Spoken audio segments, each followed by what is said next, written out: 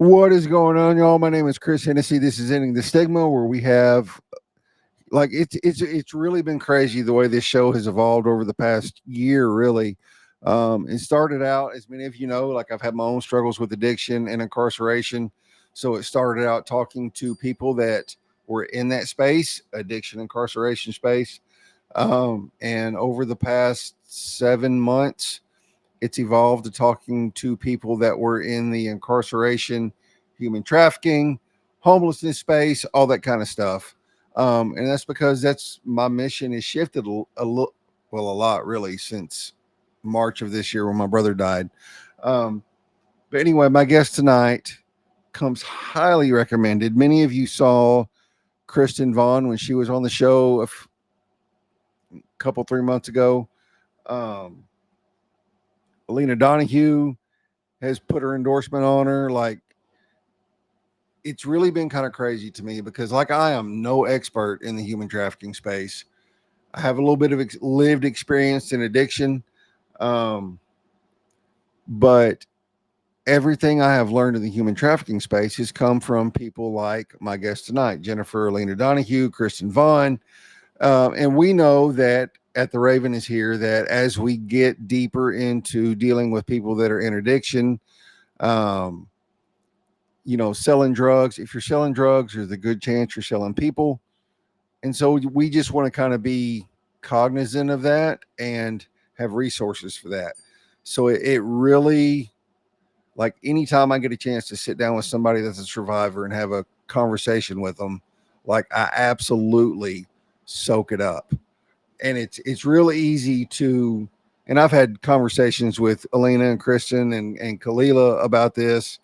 I'm not an expert in the human trafficking space, but everything I've learned from these people, like from these women that have gone through it and lived it and come out of it and are like fighting to end it, has just like made me so on fire to do something about it, you know? Um, and just learning the little stuff like the whole boyfriend thing. Um, Somebody presents themselves as a boyfriend and they end up getting trafficked, like just little stuff like that. Like, people think of human trafficking and it's, you know you're in an 18 wheeler being trafficked from California to New York and that's how it works. That's never how it works. So just to have conversations with people, and especially someone like my guest tonight who is in recovery, who is a trafficking survivor and has like that combination of both, is just like, I love conversations like this. So anyway, I'm going to quit rambling. My guest tonight, her name is Jennifer Hooper. I met her, like I said, through Kristen Vaughn and a few other trafficking survivors that I'm friends with. And I'm going to bring her out right now and we're going to just have a conversation. Hi, Jennifer. Hey, Chris. Mackenzie McDuffie. Yo, bro, what's up, dude? I haven't seen you in freaking forever, man. Good to see you, man. Thank you so much. We got David Cause here.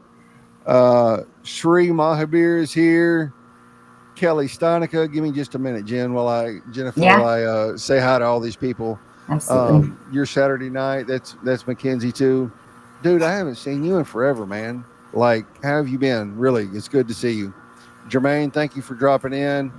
Um,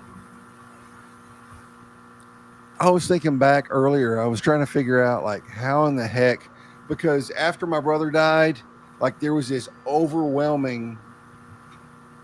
Let me turn my phone down. There was this overwhelming influx of connections from people in the addiction slash trafficking survivor space, right? Because obviously, like I was friends with, Ben and Jess Owen, so it was just like, shoom. And so we connected. You reached out to me and was like, hey, like you put yourself out there, and I love that. Like I love it when people do that. Because you were like, hey, I want to be on your podcast. And then I was like, cool, okay, let's set up a time to talk. And then, like, I got busy or whatever. And then a couple weeks later or a week later, you were like, hey, bro, like, no, really, I want to be on your podcast. What do we have to do? So we set up a time to talk. Like, I heard a little bit of your story. And I love that you really like just took the initiative for that.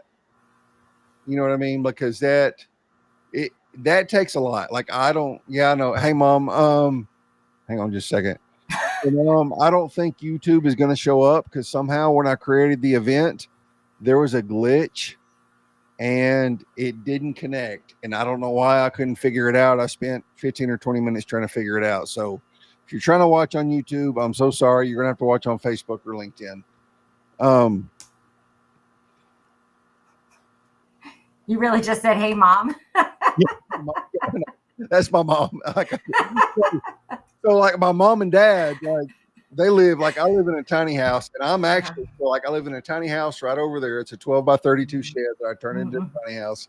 I have a 10 by 12 other little building that I turn into my little home studio, and literally right there is the washer and dryer for my house. But my parents live 50 yards behind me, and they like watching on YouTube because they can watch on their TV, and it's a big, it's a big screen. So like they're not able to watch on YouTube right now. So they're oh my God, they're on the phone going, what's going on right now? So anyway, highlighted my night. Yeah, highlighted my night too. And I love that my parents show up and support every week. Like that's truly, truly a blessing.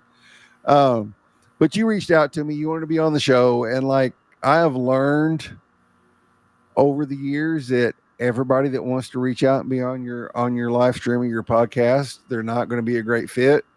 But after a very brief, it wasn't even very long, maybe 15 minutes, 20 minutes phone conversation with Jennifer, I knew she was the real deal. And I knew like that I wanted her on the show. So thank you for doing that. So just kind of like start at the beginning, like maybe where you got into addiction or being trafficked, and how like your upbringing maybe played a role into that, or whatever. Like just kind of start wherever you want to start and then take us where you want to take us. Sure. Thank you. First of all, reaching out to you and asking you to put me on your podcast was difficult for me. I'm an introvert. No, I know. I am too. Like, let me interrupt you for just a second. Like, I've been doing live streaming since 2021. Like I've done well over 200 shows, but still when it comes to like reaching out to someone and being like, hey, this is who I am. This is what I want to do. I want to be on your podcast. I can't do it. So the fact that you did that, like, big ups to you for real. Thank you. I've got family to protect with, my situation. Sure. I don't want, certain family members knowing things that I did or things that happened to me. Yeah. I don't want them to get burden. I get it. And I've just never really been one for the spotlight. And not just because I'm horribly awkward and I make things uncomfortable, but just because it's never really been who I am. We're the same person, right? Like we are the same person. Like I actually told my best friend tonight that I was so nervous that I was going to have to not wear any pants. So I make sure I didn't freak out and stand up, because then everybody would know that I didn't have any pants on. That was like you want to know something? Like I have spent literally like, oh crap, hang on, I lost an earbud. I have literally spent up until about 4 months ago, I was doing all my live streaming from my day job, and they were like, they've been super gracious. They've let me run a side hustle out of it, like because I live way out in the country. I didn't have any internet, and so like every webinar I did, every live stream production I did, every live stream show I did was all done from my day job at work, right? So I use their internet, their computer, their monitors, like all that kind of stuff. I just got high-speed internet at my house. Thanks, Mom. Yeah, thanks, Mom. Yeah, like right. But except for tonight, like literally every show, I have been like in gym shorts Well, I have I do have Crocs on tonight, but like it has literally been like the whole the news show thing you see where it's like from down here it's like not presentable, but from up here like it's super Yeah. presentable. It has been I great. guess. So Yes. anyway, I know. I get you're it. I good. get it. Yeah, I didn't want to. Just said if I stand up, then and Yeah, freak don't out, stand up. Yeah, everybody will don't know stand up. Yeah, I can't stand up right now. It's all I said good. I'm the smartest friend you have, aren't I? So, so okay. So Anyway, addiction. We all hear that addiction doesn't discriminate, and we hear that nobody chooses this life. Nobody, yeah, goes to career day and says, I want to be a junkie when I grow yeah. up. I want to be a junkie, or I want to be Yeah, homeless, or I want to be yeah. trafficked, or any of that stuff when I grow up. Yeah, nobody says that. Nobody says that, and I'm sure no parent is wishing that for their kid either. But a lot of this is dependent upon how our parents raise us, Yeah, and my parents were there, but they weren't. They were physically there, but they weren't emotionally. My parents never told me that I was worthy or capable, or yeah, the bottom line is my parents don't know. They never knew me. right, They right, never took the time, to get to know me. And I understand right. that that might be the generation. I don't know. All I know is that they probably could have done better, because at some point I started, exhibiting behaviors and showing signs of needing something more. And instead of coming together, they backed off and saw me as a problem or trouble. Right. And so, eventually that translated into needing to fill a void. And unfortunately, it came right at the intersection of my father's death. I turned 21 and I had injured my back in the gym, and the doctors put me on pain medication, and it was just a perfect storm. And Yeah, it was, at the kind of in the middle of the opioid epidemic, when doctors were just passing, Vicodin and Percocet out like candy. And yeah, I was going to a medical group in Northern Virginia that had like 10 doctors. And every time I would go in to get my meds refilled, they would just pass me off to whichever doctor was available. I wasn't getting, sent back to the doctor that originally prescribed my medication.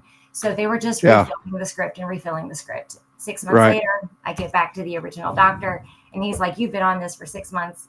We're not refilling it." And I woke up the next day in withdrawals. I was And going to say, yeah. Whenever and doctors like they're notorious for doing that. And for anybody that doesn't know, like opiates and alcohol, it's not that way so much with meth or cocaine. With opiates and alcohol, whenever you just all of a sudden get pulled off of it, they call it being dope sick, and you get sick to your stomach. You have tremors, like it's a whole thing, and you just and it's crazy to me that alcohol is like that. And I didn't know this until my brother died, and we started researching all kinds of different addictions and stuff like that. Because I was a meth addict before, and if anybody's ever been on meth, like when you come down, you get hungry. Like I ate peanut butter and jelly sandwiches and slept for a week. Like that's how I came down off of it. Like it wasn't any kind of like really bad kind of thing. But opiates and alcohol, like you get physically sick. And people that overdose, when they get Narcan, as long as the Narcan works and it brings them out of it, they immediately go from overdosed to more dope sick than they've ever been in their life. oh, it sucks.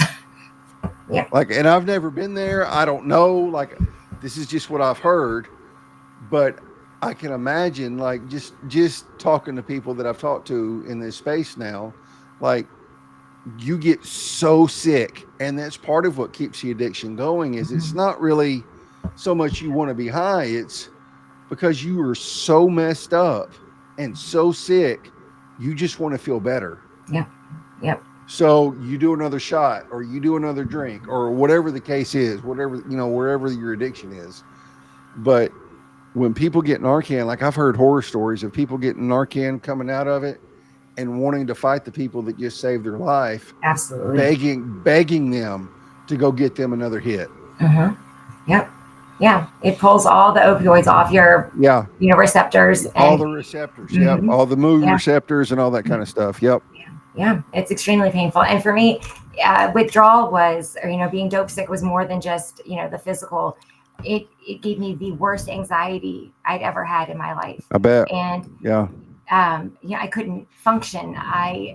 And then of course you have you know, the reality of life comes, flooding Yeah. back, and Right.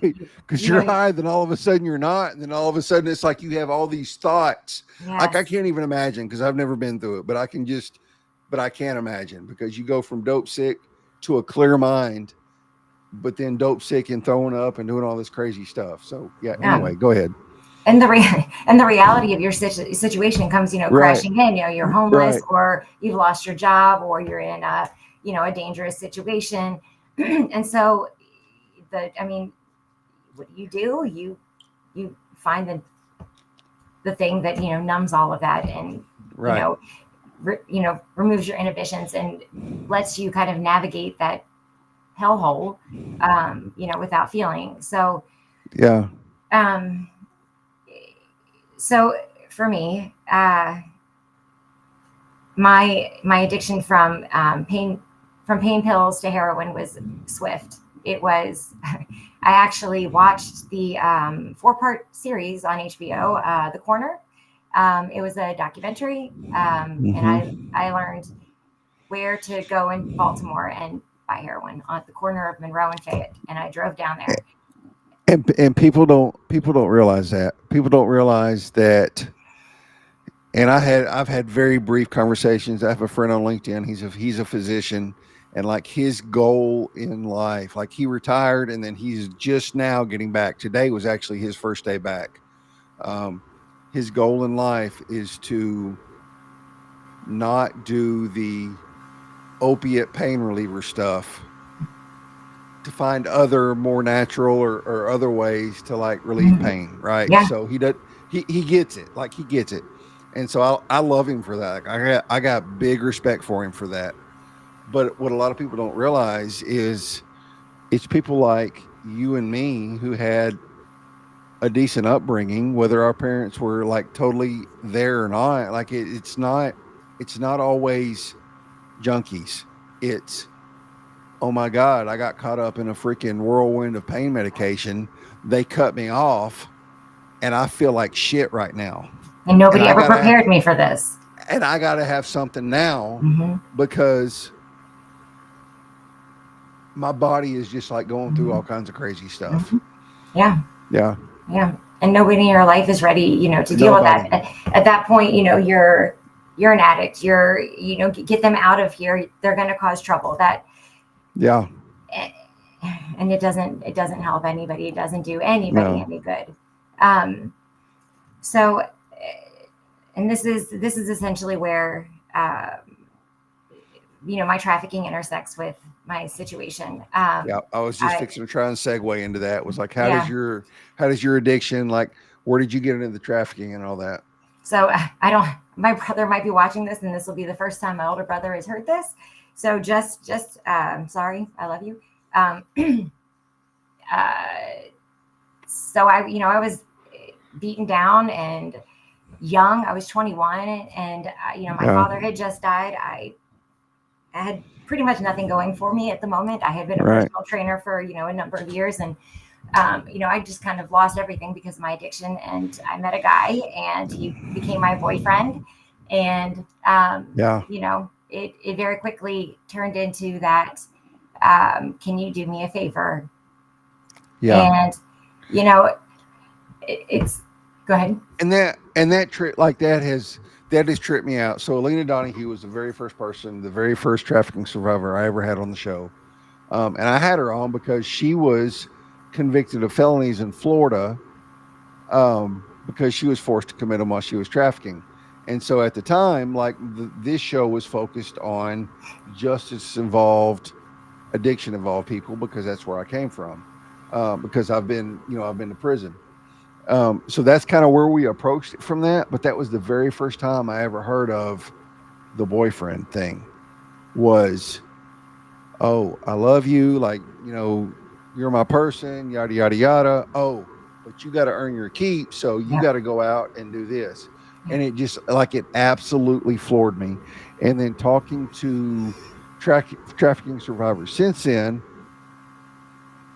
it's probably been 80% of the cases of Yep. people that I've talked to, Yep. maybe more. Like Yep. that's just an off the wall guess, but I'm Mm. just like it's not ever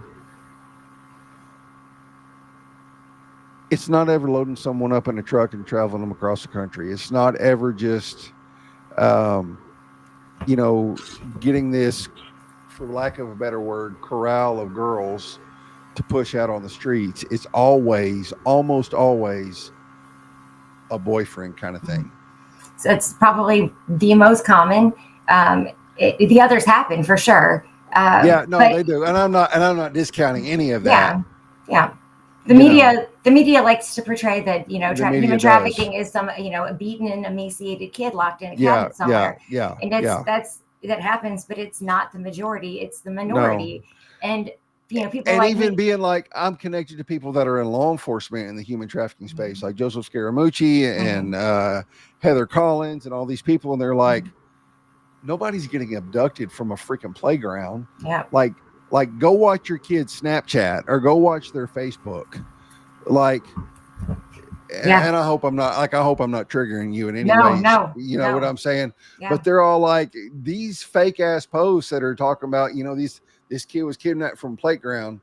Nobody, literally nobody, is being kidnapped from a playground. Yep. It's all being done on social media. Oh, especially after the pandemic, but people Yeah. like me, we're the ones who get told that, by law Yes. enforcement or by these organizations, your story isn't sensational enough. We we need a survivor who's got a more sensational story. They're looking for the kid in the cabinet, and so people like Yeah. me who have the experience and the skill set to assist these nonprofits, we get pushed Yeah. aside because our story isn't sensational enough. So that's why I don't lead with my story. First of all, it's not who I No. am.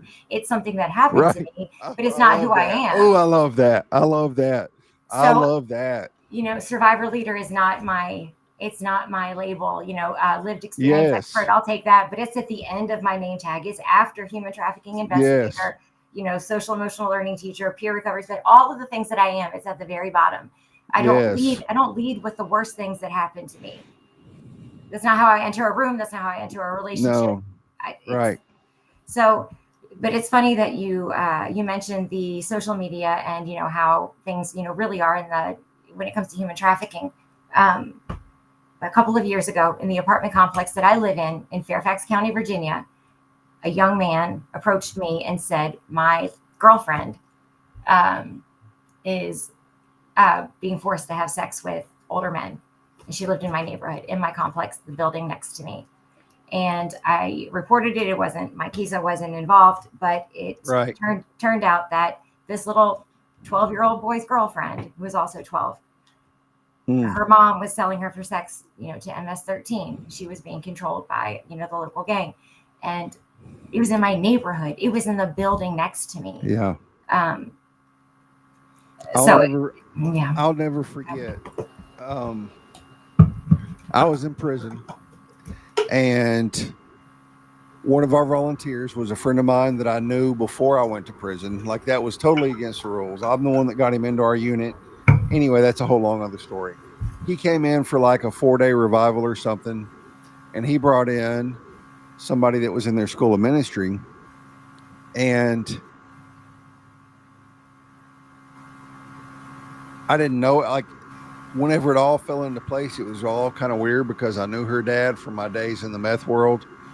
But her dad had literally, when she was 12 or 13 years old, sold her to get a new roof on his house and to get some dope.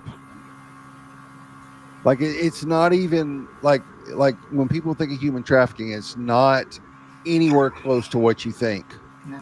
And so just the fact that I've been able to connect with people like y'all and my eyes be open to this, like, it's a whole nother world.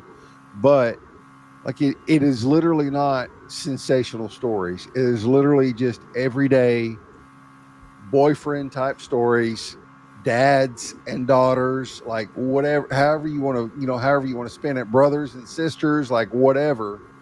Like that is the way human trafficking is starting. Mhm. It's never, ever, ever the shit you see on TV.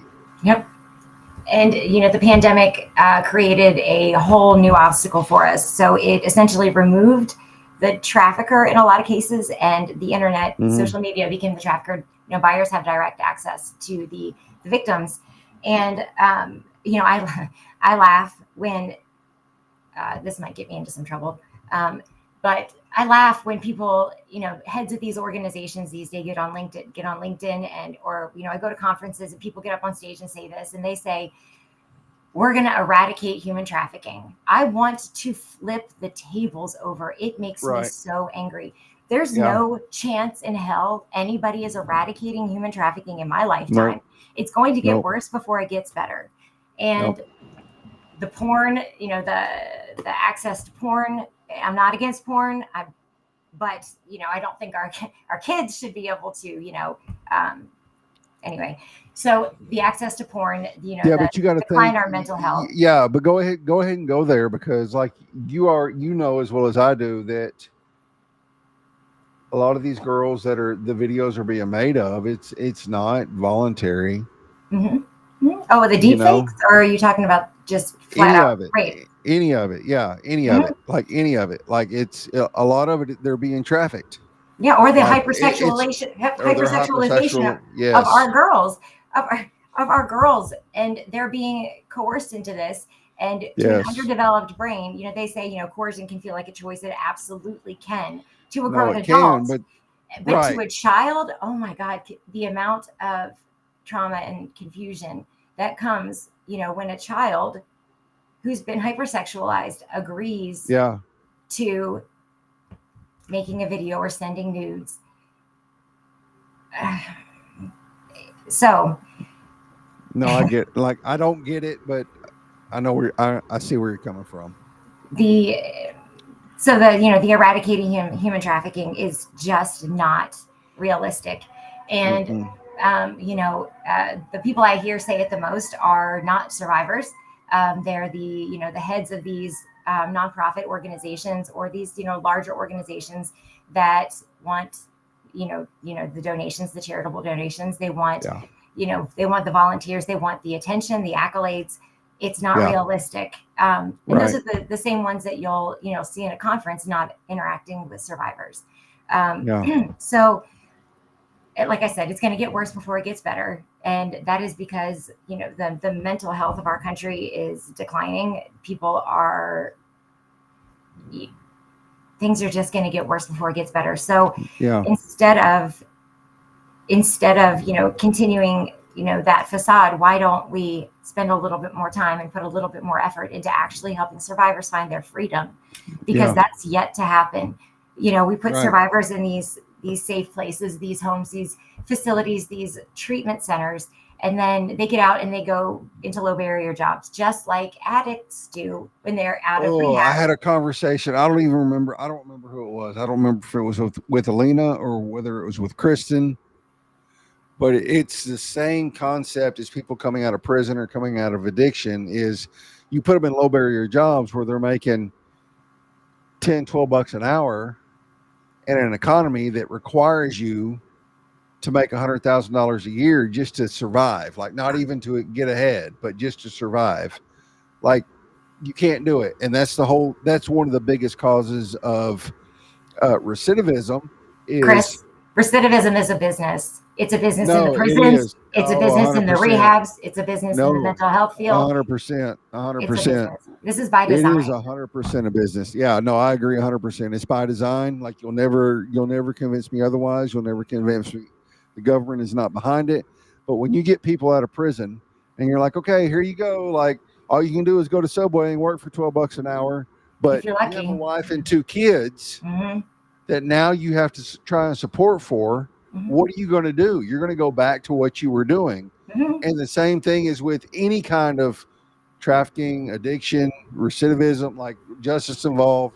Like it's all by design. Like you'll Hmm. never. We're on the same page on that one. Yeah. So I spent almost 6 years in and out of county jails, and I spent 4 years in prison. I got sentenced to 12 years in prison for a probation Yep. violation. a minor probation violation. I I remember think it you was telling me that. a Yep. dirty urine. They Yeah. decided, that judge decided that I needed to have my 18-month-old daughter taken away from me, and that I needed to go to prison for 12 years. I ultimately served 4 and did 8 years on supervised probation. But that judge decided that that dirty urine Yeah. deserved that consequence. I, I, I, I will never understand. I will never understand the logic Never. behind it. And I'll give really, really big props to Memphis and Shelby County with their drug court program, and it's something that we want to bring to East Texas, to the county we're in here in Texas. Is if it's a drug related crime, whether it's possession or whether it's something you did because you were under the influence, like stealing or breaking and entering or whatever, they'll put you on drug court. And at the end of drug court, if you make it, everything's off your record. Oh, Like that's awesome. that is what we need to do. Because like I have countless friends in Memphis now that have gone through drug court, and it's strict. Like you have to be in a halfway house, but Mm-hmm. you have to have a job and go, you have to do all these things. Mm-hmm. Like it's not just like probation. It's like probation on steroids. Mm-hmm. Um, but when you get done with it and you graduate, you don't have a record. Oh my gosh. Oh my I, gosh. right? And it doesn't Yeah. matter. It doesn't matter whether it's a possession charge or as long as it's drug related Mm-hmm. and minor. Like it can't be a violent crime or anything like that. Right. But as long as it's drug related and minor, doesn't matter if it's a felony or not. They put you on drug court, and you go through 18 months where you're in a halfway house and working and going to meetings, and you have to go through treatment, and like it's really strict. Mm-hmm. At the end of it, you're a free person. You don't check the box. There's drug courts everywhere, but I've There is. never, and I'm sure that there are others, plenty of others that have that, that end result. Not where I live. Yeah, no, I know. And the Yeah, different I counties are different. wish. You know what I mean? I just know how Memphis is Yeah, because that's where our sister org is, and that's where all my friends are. But that's what we want to see. yeah, That is how you affect change. yes, It's a yeah, it's a bottom up yes. kind of thing. And then while they're in the program, set them up for success. Don't set them up Yes. to just exist, just exist on some, low level, because Right. society has deemed addicts as, worthless, or, they can't redeem themselves, whatever that actual word is, you know, Right. um, figure out what they're good at or what they want to do. Most of the addicts that I know are incredibly intelligent, Yes. talented, All of yes. empathetic. Um, they're they're worthy of something more Yes. than working at Subway or working at McDonald's. And Yes. some of us find our way by starting our own businesses. I have 22 felony convictions in the state of Virginia. That's essentially a death sentence. Every door is Yeah. closed to me. I can't Yeah. even get a job at the grocery store across the street. Mm-mm. And I'm a single parent. I have a 14-year-old daughter. And Right. it was either go back to the life that exploited me, Right. or Damn here, bud. or find my own way. And Yeah. I mean, I didn't think I had a choice. And so when I got out of prison, I had to fight for custody of my daughter. I had to fight my stepfather for custody of my daughter. But Yeah. I made it a point to surround myself with people um, who weren't in the program, who didn't do drugs, who would look at me if I relapsed and say, that's not acceptable. Not, Yeah. okay, relapse is a part of recovery. I had done that. I had taken advantage of that. And I had continued in that cycle because it didn't work for me. AA programs and NA programs work for some people. They need that Yeah. accountability. They Right. need Right. that structure. They need all of those things, but not all of us. And No, the program didn't work for me. Like whenever I was on parole, I had to go to AA, like it was mandated mhm, because I had had a drug history. Um, that doesn't work for me. yeah, Like it gives me all the anxiety and all the angst. hmm, You know what I mean? yeah, But it works for a lot of people, so I'll never knock it. You know what I hmm, mean? But it doesn't work for me. Like the hmm, program doesn't work for me. The 12 steps don't yeah, work for me. It just yeah. doesn't. Yeah, and I think a lot of people need to understand that there are options. Yeah. There are other ways because the program tells you there aren't. And if you don't do this, you don't go to a meeting every day, you're going to die, basically. So, Right. and that is what they tell you. But so when I got out of prison, I surrounded myself with people who weren't going to put up with my shit and Yeah. who were going to encourage me to be something different, not who I used to be, but somebody different entirely. And Right. I lucked out. And I don't have a religious affiliation. I don't really trust faith-based programs. I don't trust programs that tell me that unless you believe in this higher power or a higher power, then you're essentially doomed. I think it turns a lot of people away. It, It does. And I, being a Christian, like we're a faith-based organization, like all of us that are involved in this and in the Raven are Christians. Um, but we don't push that on anyone that we hit the streets on. Because and it's a weird line because I grew up thinking that, well, if God's the only way, and I honestly believe he is.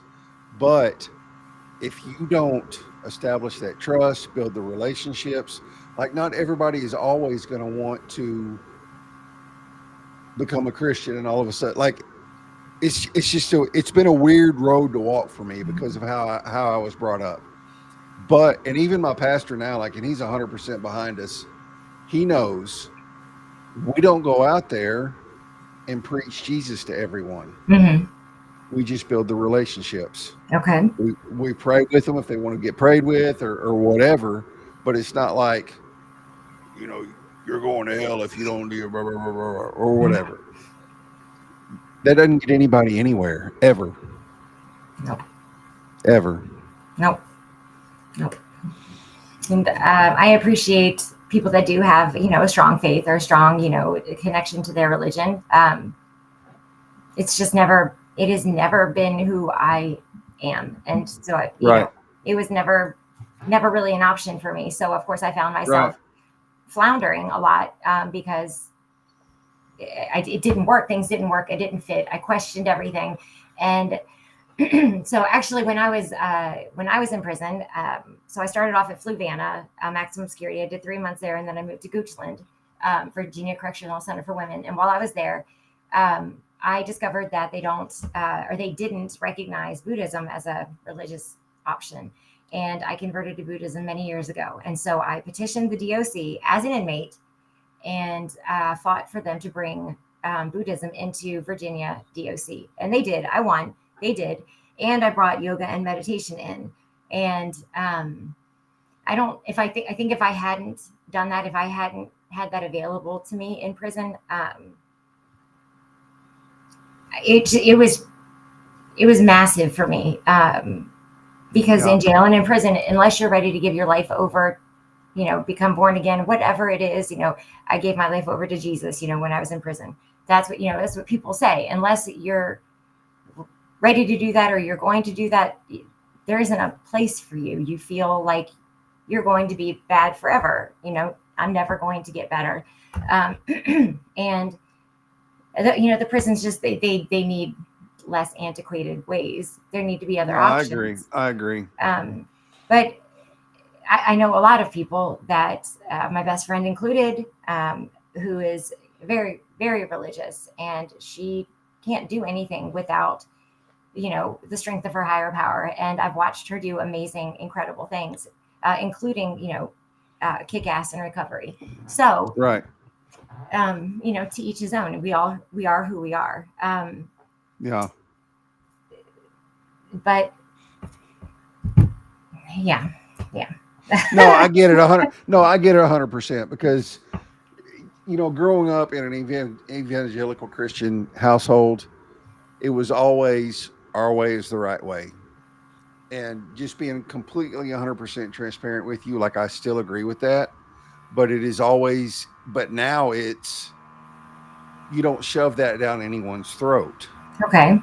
You just love on them, right? Like you just love on them. It's the Like Southern they're way. yeah, it's the Southern way. Like they're people. So they're people, they're hurting. So you love on them. Like Okay. you talk to them about Jesus if they want to, if they want to hear it, you pray with them if they want to hear it.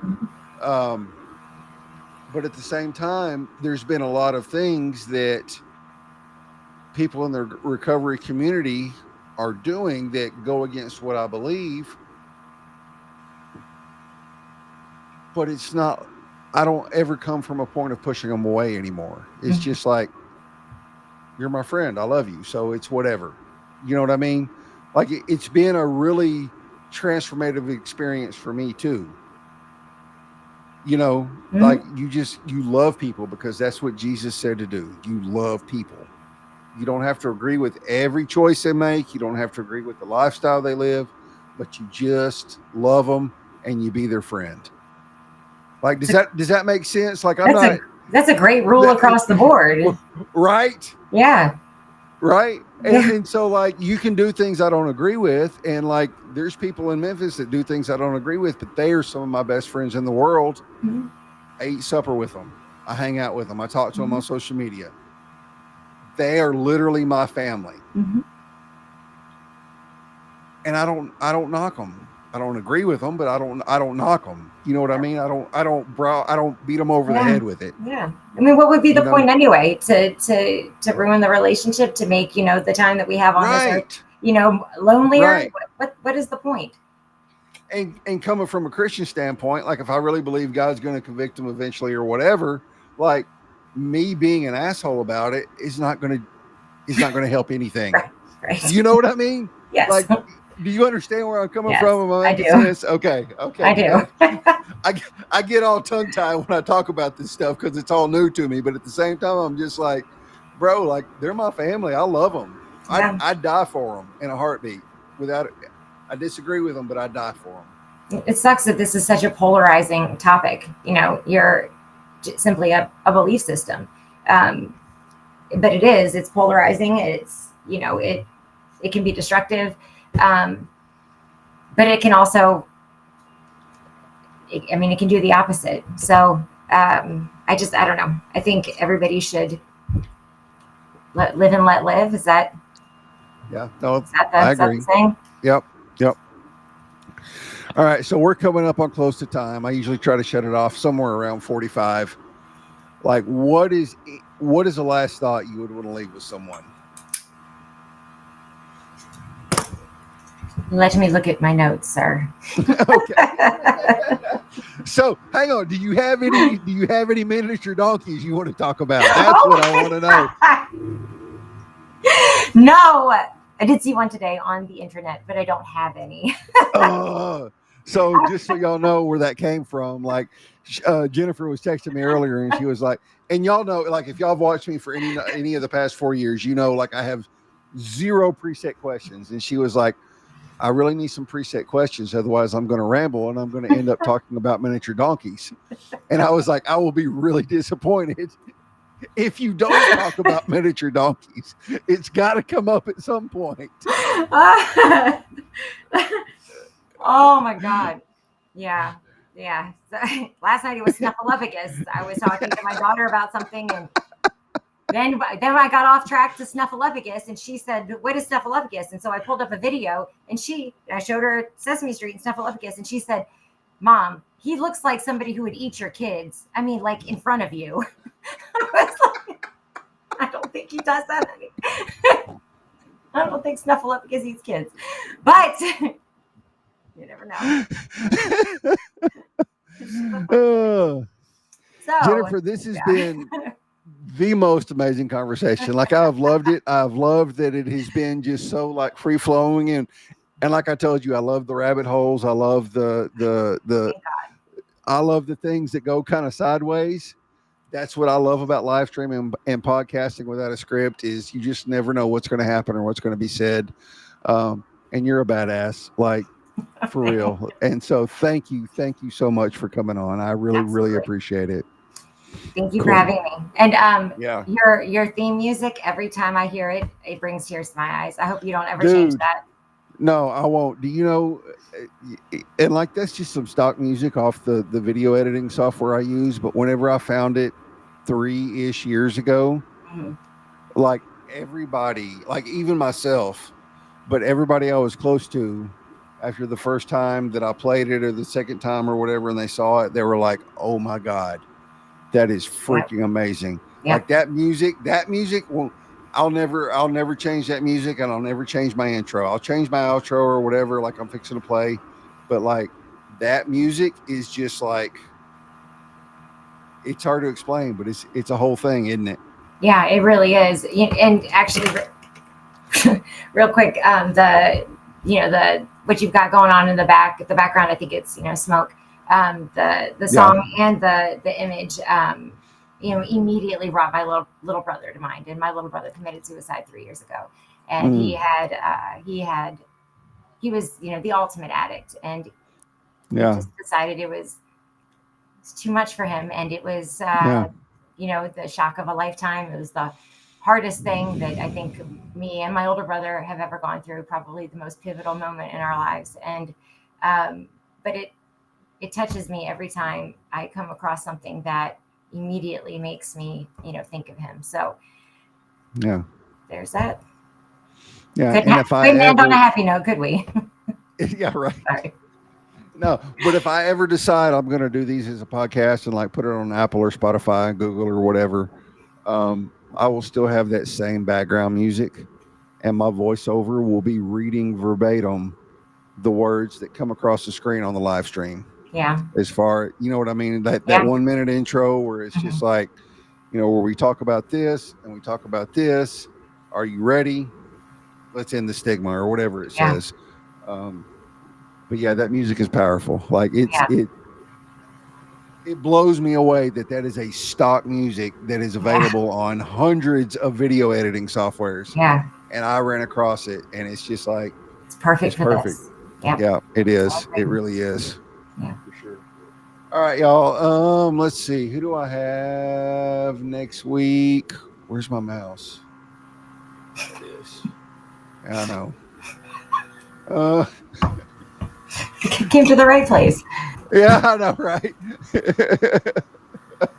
Let's see who I got.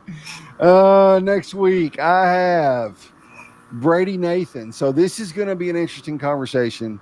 Brady's son died from fentanyl poisoning. He bought a Percocet got a Percocet at a party.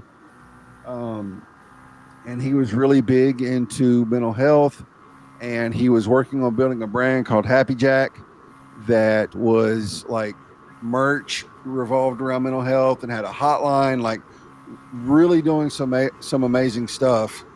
He goes to a party. He's young. He's I don't remember 19 maybe. Um, Gets a Percocet. It's got fentanyl in it, and he dies. That's it. Um, and so y'all know my brother died in March. He bought an Adderall that had fentanyl in it.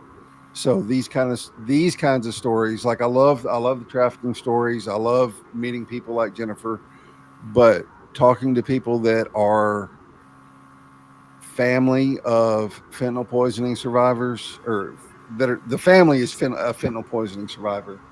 Um, this might be the first one I've talked to since my brother died. So I honestly don't know how it's going to go. Like I might be an emotional wreck. It's gonna be hard, But Chris. it's going to be hard. Like Yeah. I've had addicts and all this kind of stuff, but like this is the first person that I've run across that was willing to, because a lot of people are still hurting and they don't want to tell their story, and that, like, I get it. That's 100% okay. Um, Next week's going to be hard. So anyway, y'all join in next week to watch Chris blubber like a baby. It will happen, for sure. But It's Anyway, important. What you're doing is important. So just yeah. don't lose sight of that. No, no. Mom, you did not cause PTSD with God. That was not y'all. I know. I know. You're good, Mom. You're good. I Oh, promise. I swear. Um, I love your mom. I do too. Like it was just the way we were raised. Like, Yeah. and you know, you said you were a Buddhist, and I don't know where you were at with the church like 20 years ago, but like the Christian church as a whole 20 years ago was super, super 30 years ago. How old am I? 44. Oh my God, my parents got saved almost 40 years ago. So almost 40 years ago to 30 years ago, the church as a whole was a super judgmental entity Hmm. from one seaboard to the other. So like it didn't have anything to do with my parents. It was just the way that the church was back then. And I feel like they've loosened up a lot now. But anyway, Mom, like you're good. Like I promise you, I love you. I don't hold anything against you for it. I promise. I Oh, do too. I love her too. Jennifer, thank you. Like this has been amazing. Like I enjoyed this. Hang out for just a minute. I'm gonna play an outro video, and then end the stream. But hang out for just a second backstage. all right. All Thank you, right, Chris. y'all. I'll see y'all next week with Brady Nathan. Yeah, love y'all. Thank y'all so much.